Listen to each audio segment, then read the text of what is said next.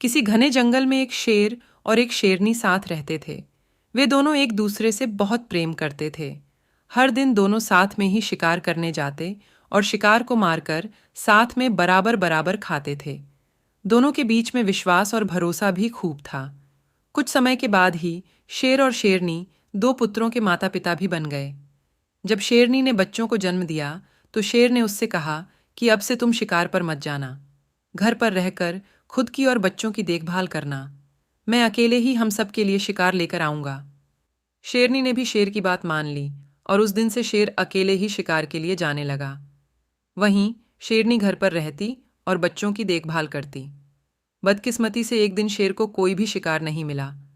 थक हार कर जब वह खाली हाथ घर की तरफ जा रहा था तो उसे रास्ते में लोमड़ी का एक बच्चा अकेले घूमता हुआ दिखाई दिया।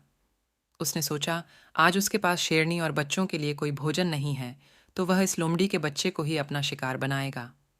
शेर ने लोमड़ी का बच्चा पकड़ा, लेकिन वह बहुत छोटा था, जिस वजह से वह उसे मार नहीं सका। वह उसे जिंदा ही पकड़कर घर लेकर चला गया। शेरनी के पास पहुंचकर उसने बताया कि आज उसे एक भी शिकार नहीं। रास्ते में उसे यह लोमड़ी का बच्चा दिखाई दिया, तो वह उसे ही मारकर खा जाए।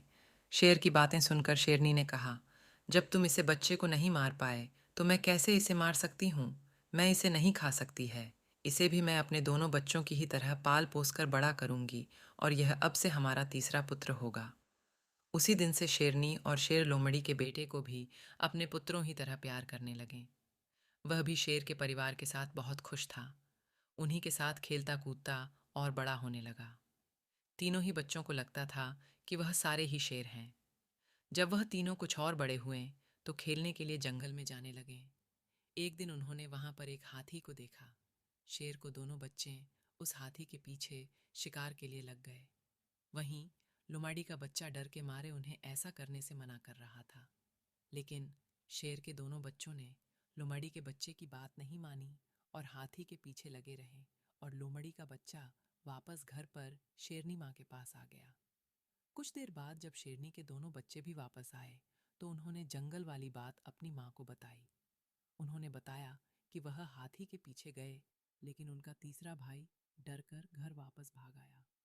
इसे सुनकर लोमड़ी का बच्चा गुस्सा हो गया।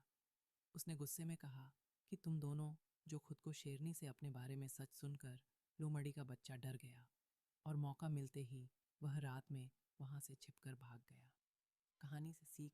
शेरनी और शेर के तीसरे पुत्र की कहानी हमें यह सीख देती है कि कायर और डरपोक वंशज के लोग अगर बहादुर लोगों के बीच भी रहें तो भी वह बहादुर नहीं बन सकते हैं।